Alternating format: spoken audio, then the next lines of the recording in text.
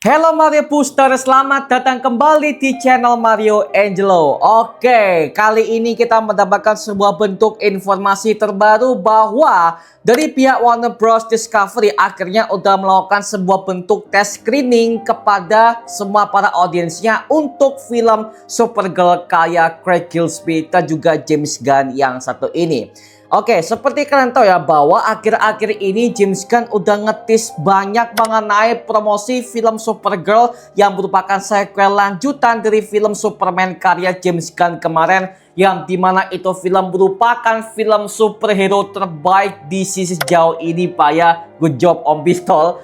Dan akhirnya baru aja kemarin dari pihak Warner Bros udah mengundang semua berbagai macam media, para fans untuk mengikuti sebuah acara tes screening untuk film Supergirl yang satu ini. Dan ternyata hasilnya sungguh luar biasa. Oke, jadi pada video kali ini aku akan membacakan semua review mereka terkait mengenai film Supergirl untuk hasil tes screening oleh pihak Warner Bros Discovery. Oke.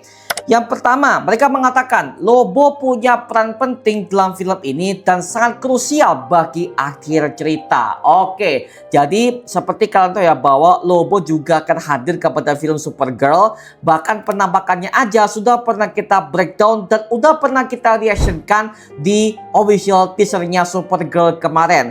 Yang dimana akhirnya Lobo udah pakai motor gedenya, bahkan Jason Momoa sebagai Lobo udah tampil full kostum dengan full makeupnya, mata merahnya, bahkan rambut gimbalnya, semuanya udah sesuai kepada versi komik akurat Pak. Yang dimana kalau misalkan mereka mengatakan Lobo punya peran penting ke film Supergirl dan akan lanjut kepada project DC selanjutnya, itu juga cukup masuk akal men, karena emang Lobo ini akan dipersiapkan kepada project DC berikutnya yang akan melibatkan Superman dan juga Justice League itu sendiri. Karena mungkin buat kamu-kamu sekali lagi ya, mungkin buat kamu-kamu yang kurang tahu, jadi Lobo ini merupakan anti-hero DC yang dimana tujuan utamanya adalah duit doang. Karena apa? Karena dia adalah seorang bounty hunter yang memburu semua berbagai macam makhluk-makhluk yang berada di semua semesta DC Universe yang satu ini ya. Ya, bisa gua asumsikan kemungkinan Lobo ini akan memburu si Krem yang merupakan musuh utama bagi Supergirl di film karya Craig Gillespie yang satu ini. Oke, mantap lah ya kalau misalkan Lobo punya sebuah peran penting dan bukan sebagai cameo yang asal nongol doang. Oke, gue juga paham sih, mantap lah ya, karena ya memang yang paling gue tunggu, jujur itu adalah Lobonya Pak. Karena emang kan kita udah ngikutin si Om Momoa ini semenjak zaman-zamannya DCU karya Zack Snyder, ya kan, yang dimana kan dia udah berperan sebagai Aquaman, dan sekarang di filmnya DCU James Gunn dia udah berperan sebagai Lobo. Oke, mantap lah ya, gokil. Yang kedua adalah mereka mengatakan Krem yang merupakan villain utama di film Supergirl ini digambarkan sebagai penjahat yang luar biasa dan juga mengancam. Oke, jadi kalau yang bisa gue lihat ya sepanjang karyanya James Gunn dan juga Craig Gillespie, ketika mereka menggambarkan semua penjahat ke semua film-film mereka, itu emang cukup mengesalkan dan bahkan cukup masuk kepada hati kita sebagai para penonton men. Contoh, ketika James Gunn menggarapkan film Superman The Suicide Squad, yang dimana ketika James Gunn memberikan sebuah visual Lex Luthor seperti apa, bahkan di filmnya Suicide Squad ketika dia memberikan sebuah visual Jenderal Luna seperti apa, itu kan udah cukup mengesalkan dan bahkan cukup ngeselin Pak ya. Makanya gue sebagai fans, kalau misalkan James Gunn juga turut ikut mengerjakan film Supergirl ini, ya which is ya dia juga tahu lah ya, ini Krem juga adalah villain yang perlu diperkenalkan lebih jauh oleh para fans kepada film live action yang satu ini. Makanya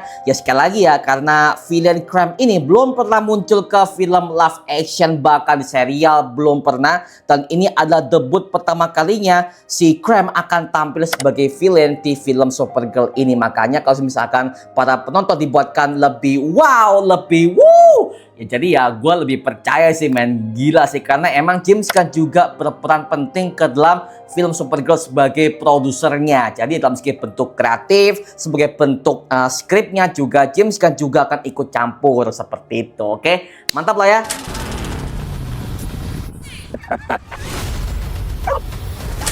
Yang ketiga, mereka mengatakan sinematografinya merupakan peningkatan dari film Superman yang disamakan dengan adegan vibe seperti serial Daredevil dan juga Guardians of the Galaxy volume ketiga. Oke, mereka mengatakan yang spesifik adalah filmnya Guardians of the Galaxy volume ketiga. Yang dimana seperti kalian tahu ya bahwa itu film GOTY karya James Gunn yang salah satunya tempat film yang punya tema yang dark banget, kelam, dan bahkan membawakan sebuah tema hewan yang begitu gokil, men.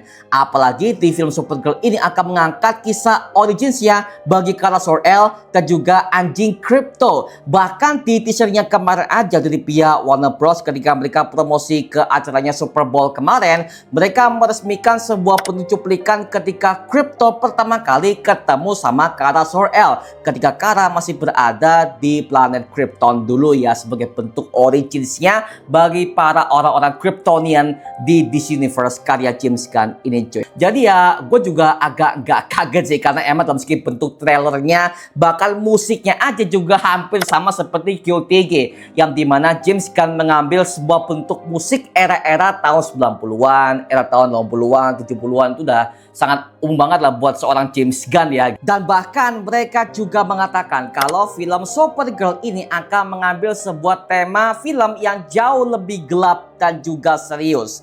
Dan juga film ini akan membahas mengenai human trafficking alias perdagangan manusia dan juga kekerasan yang sangat brutal sambil menyeimbangkan sebuah tema jokes ala-ala James Gunn, kekerasan, kegelapan, dan juga keceriaan. Oke ya, karena kalau kita lihat dalam segi bentuk trailernya Supergirl kemarin aja, memang ada beberapa adegan-adegan jokes seperti Kara yang lagi ngejokes dengan si anjing Kryptonya. Bahkan ketika Supergirl lagi bertarung dengan beberapa tentara ketika dia dikepung oleh semua para para army itu ya. Jadi kan lebih dark tapi juga ada sisi humornya ya seperti itu. Jadi ya oke sih, kalau buat gue sih oke aja, asalkan juga gak yang keluar tema banget dan bahkan bisa memberikan sebuah bentuk adegan yang lebih kompleks kepada film Supergirl yang satu ini, Pak. Dan itu adalah hal yang cukup masuk akal karena film ini akan menceritakan tentang psikologi Kara Zor-El yang sudah hancur akibat dia udah melihat diri Krypton hancur di depan matanya sendiri.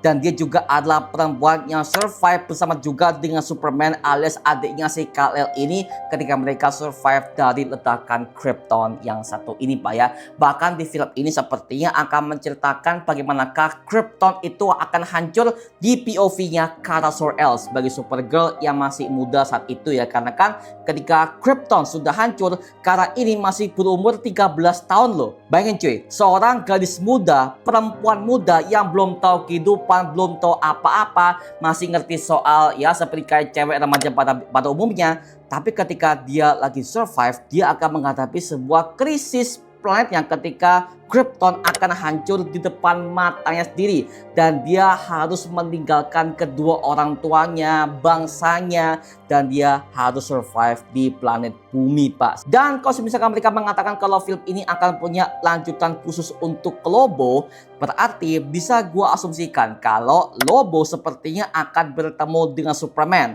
Apalagi di ending film Supergirl ini udah dikonfirmasi kalau Superman yang diperankan oleh David Corenswet ini juga akan kembali, sama seperti halnya ketika Supergirl udah tampil sebagai cameo di filmnya Superman karya James Gunn kemarin juga sebagai bentuk penghubung kepada filmnya Superman Man of Tomorrow. Karena perlu diingat bahwa yang menghancurkan Krypton ini adalah Brainiac, Pak. Nah, sedangkan Brainiac udah resmi tampil kepada filmnya Superman Man of Tomorrow dan bahkan James Gunn udah mendapatkan aktor utamanya. Oke, jadi well, sepertinya di film Superman Man of Tomorrow untuk level chaosnya akan jauh lebih masif, men. Oke, waduh. Dan gue tunggu bagaimana trailer keduanya, trailer ketiganya, karena kan kalau mengenai trailer kedua mungkin tidak akan muncul ke acaranya Super Bowl, karena kan di Super Bowl kemarin aja mereka udah ngasih tease untuk cuplikan originsnya untuk Ajak Crypto. Jadi mengenai trailer kedua mungkin sepertinya akan dirilis oleh pihak Warner Bros mungkin di bulan Maret atau enggak April sih, seperti itu. Oke, jadi oke, gue tunggu sih. mantap. Dan juga katanya di film ini Millie Alcock sebagai Supergirl juga tampil begitu badass cantik dan juga begitu brutal.